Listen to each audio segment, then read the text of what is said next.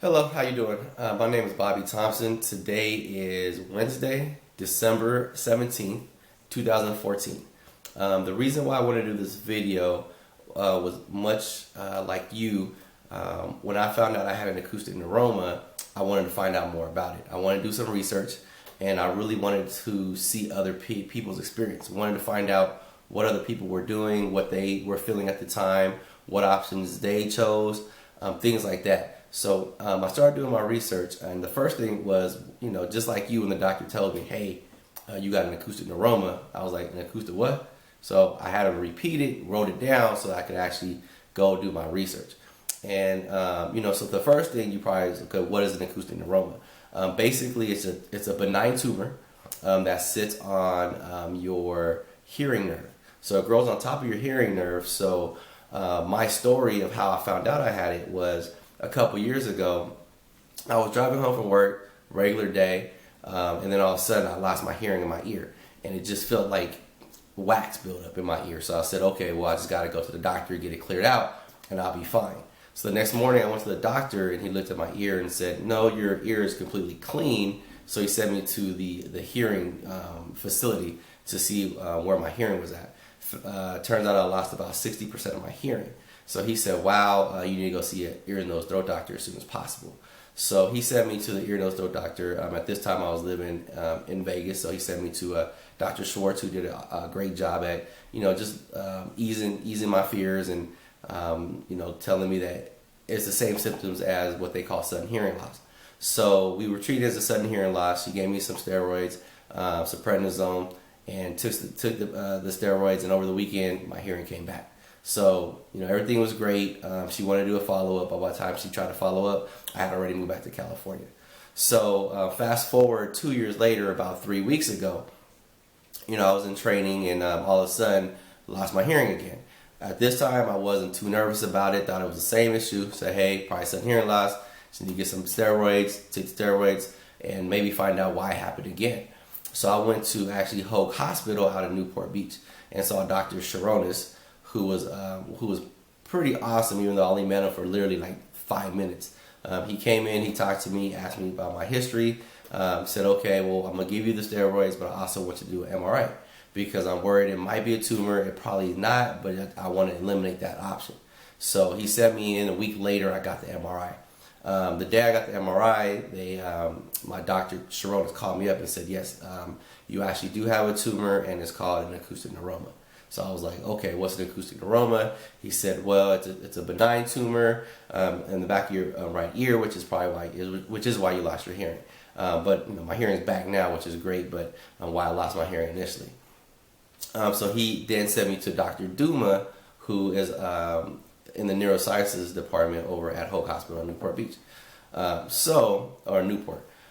So I went down there a week later. So in the meantime, I did exactly what you're doing now.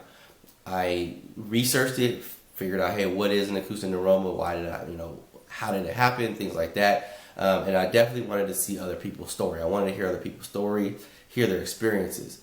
And through that, I was able to ease my anxiety because when you hear other people's story, it kind of eases your tension and your anxiety. So fast forward, I met with Dr. Duma. He told me the 4 options. Which were 4 options. I knew 3 of them. I didn't know the 4th one.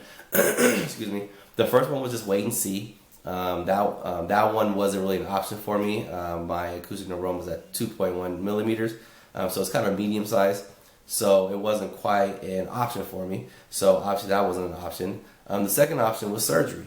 Surgery obviously is very invasive. They cut the back of your head open, right back here somewhere, and they go back in there and they cut the tumor out. But it's very invasive, and you are pretty much guaranteed to lose your hearing on your right side.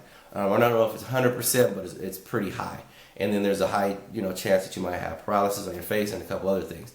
I'm not going to get too much into that because I don't want to scare you because the other options, if they're available for you, I would definitely use the other options.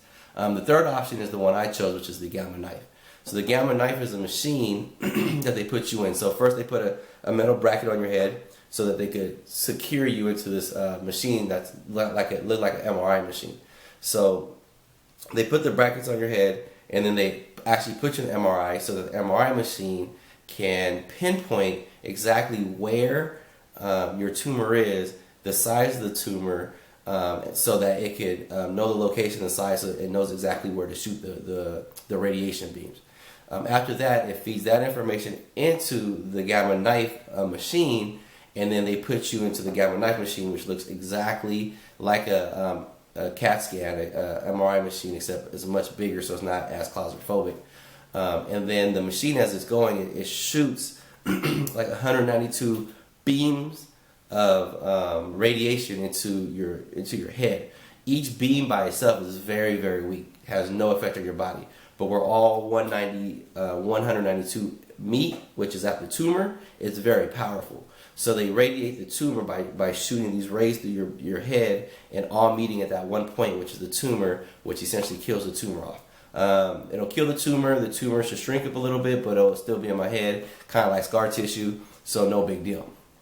The other option was the cyber knife, which is the baby brother, basically, to the gamma knife, which does the same thing, kind of, but it actually, the gamma knife, you have to be completely still, which is why it works very great on tumors or tumors in the head. The cyber knife actually works where it moves, so it can move with your body. So it works really well, from what I understand. Now, I'm not a doctor, so definitely talk to your doctor, get consulted. But from what I understand, it moves with the body. So if you have a cancer or something, or a tumor in your your chest or something, you're breathing, so you're constantly moving, so that machine is able to move with it and shoot small doses of radiation to hit directly on the tumor cell, so that whether it's malignant or benign, in order to kill it. So it takes you more treatments. So with like a benign tumor like mine, I would have to go back 3 or 4 times. But with the gamma knife, it's just one time.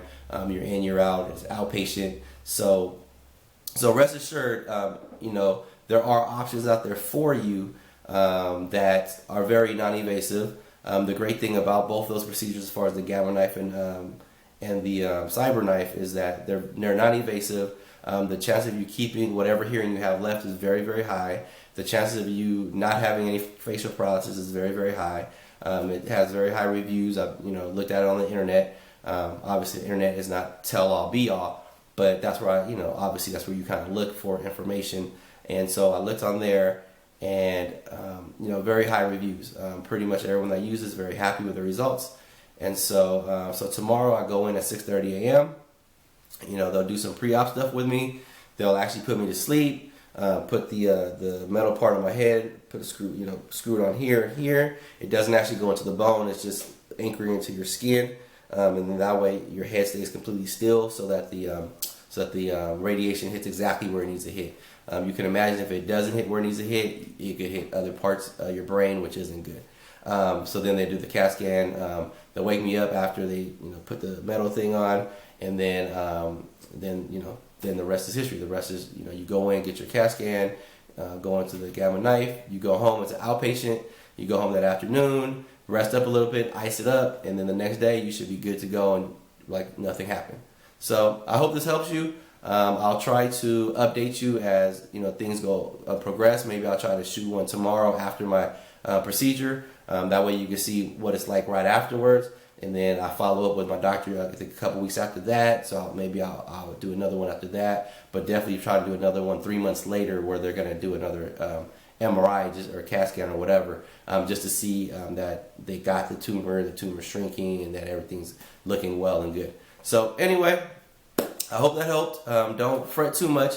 Definitely do your research. Definitely look into it. Talk to your doctor. If your doctor doesn't mention anything about gamma ray or gamma knife or cyber knife, get a second opinion. Don't be mad at your doctor. Maybe it's something their hospital just doesn't have.